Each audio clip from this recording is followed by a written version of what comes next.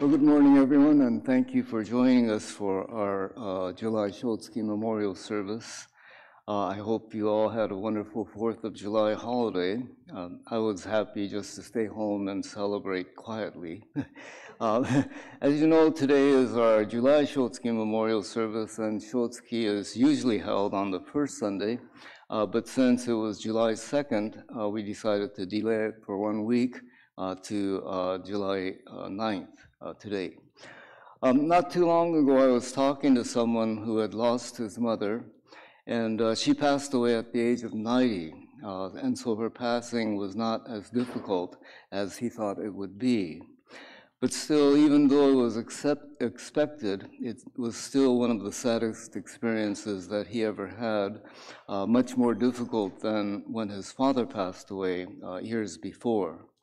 There are many people who lost their way in life and ask the question that has been asked by many from a long time ago, why must I keep on living? Such a question is asked by many people who perhaps lost their direction in life, who lost the joy of living. It seems that more and more people are feeling that way, unfortunately. The friend who lost his mother said to me, when she passed away, it was as if she was asking me the question, not so much why I should live my life, but rather to realize that I am living my life.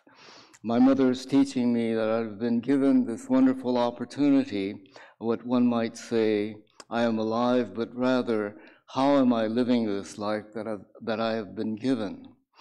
She is teaching me that this life I am living is the most wonderful gift that I could have given the opportunity to live as a human being, and she is telling me that I am alive. What is important is that we come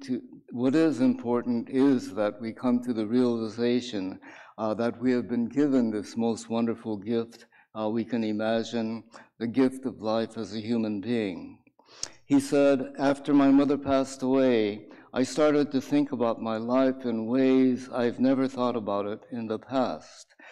She's telling me that I am alive and I have the opportunity to be happy living as I am, but also to take on the responsibility to live together in harmony with others, and in a sense, to help others realize the preciousness of their lives as well.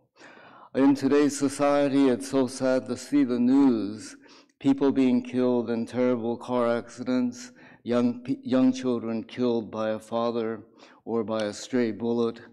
One can't help but think that those who take the lives of others have not been able to understand why they have been given life as a human being. I think back on an experience I had when I was invited to speak at a small temple in the Sacramento area. I think it was Walnut Grove.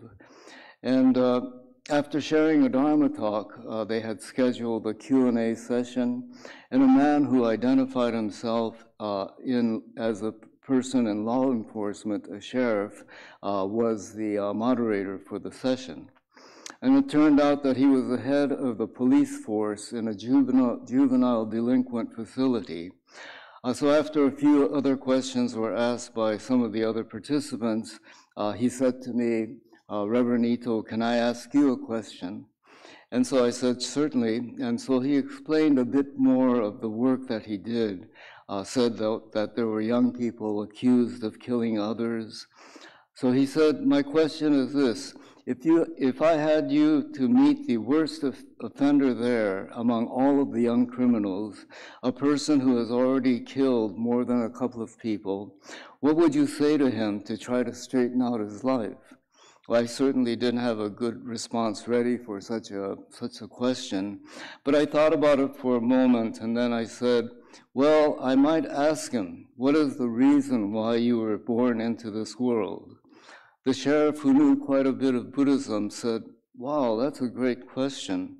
And this happened many years ago when there was an important event at our Higashi Honganji in Kyoto.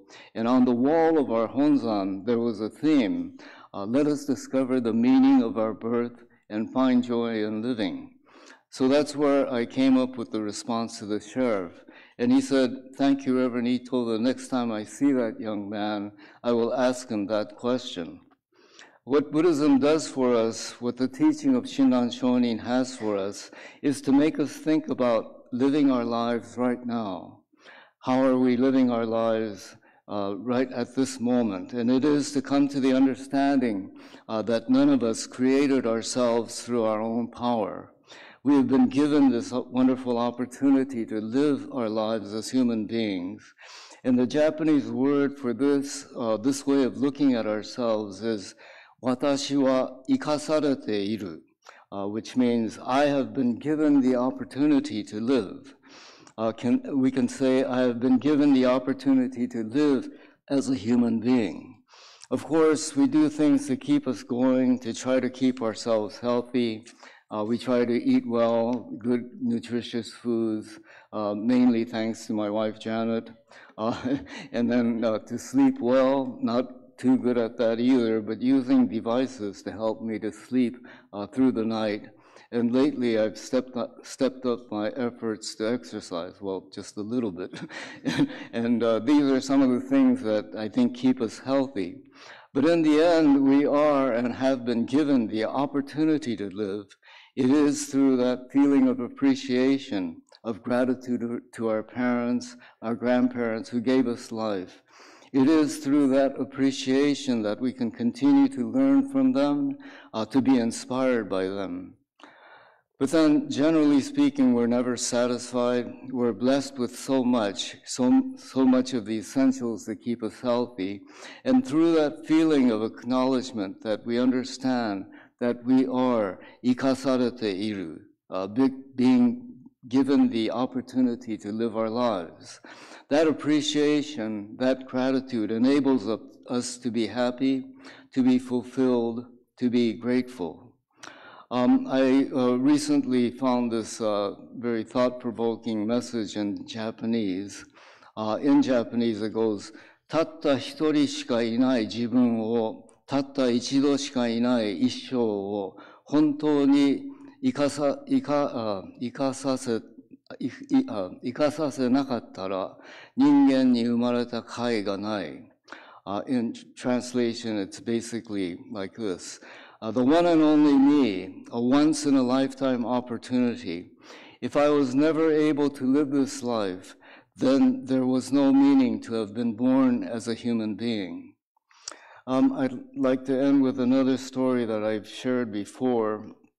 Apparently, this was a true story that was shared years ago by a minister who came to share some lectures and Dharma talks with us. There was a little girl who was playing with a ball on the sidewalk right in front of her house, when all of a sudden the ball went out into the street. And her immediate reaction was to go and retrieve the ball into the street. And a truck was coming towards the ball, but the driver saw the little girl too late, and he was unable to stop in time. She unfortunately lost her life in that accident. A few days later, there was a notice in the obituary section of the newspaper that said that the little girl was killed in the accident, and a funeral service was to be held at the family home the next day.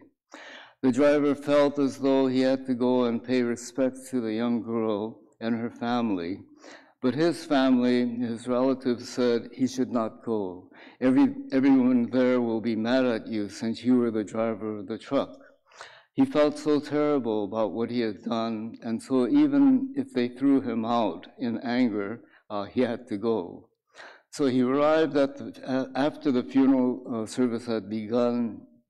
A Buddhist priest was there conducting the service, and the chanting was still going on. With hesitance, he walked to the front of the room where the altar was, sat down and offered incense, bowed deeply, and then went back to the entrance and stayed there until the service ended.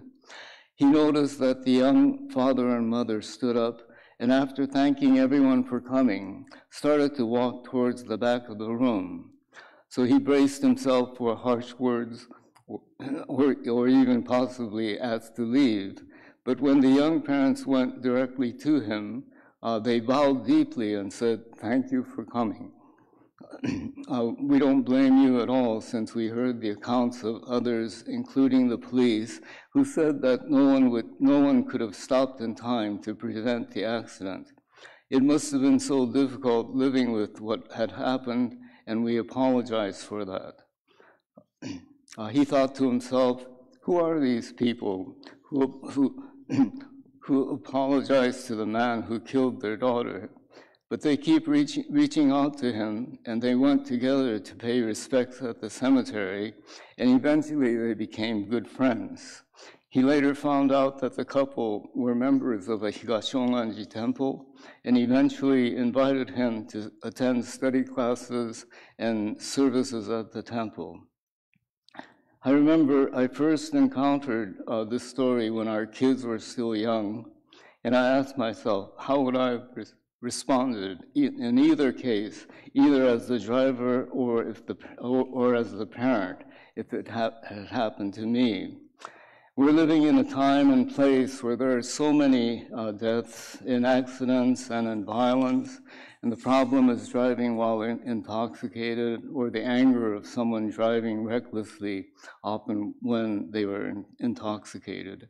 I think back on the old days when people were courteous to each other, back in the days when we never heard the word road rage, but we can do better. We can set examples by being courteous to other drivers, by slowing down and driving carefully. But of course, it's not just while we're driving, but in every aspect of our everyday lives. To be kind, to offer friendly and encouraging thoughts and words, but also in our actions as to how we're living our everyday lives.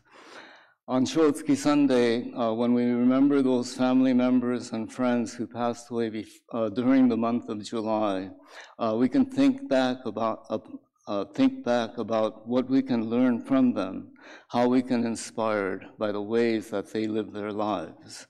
We need to share our views of how we look at life, of how we live in the midst of impermanence, and how we must live accepting all of the things, both good and bad, that occur in our everyday lives.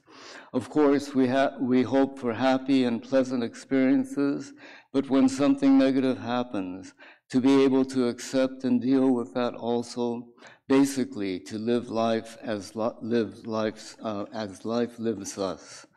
On the occasion of our July Shotsuki Memorial Service, these are some of the things that I was thinking about as we got ready for our service, and to think about what it means to be able to live life as we do, to think about all of the things that we can continue to learn from those who passed on away before us, and to be inspired and to be guided as we live the rest of our lives, and to be able to share our lives in happy and in productive ways. Thank you all for joining us, and thank you for listening.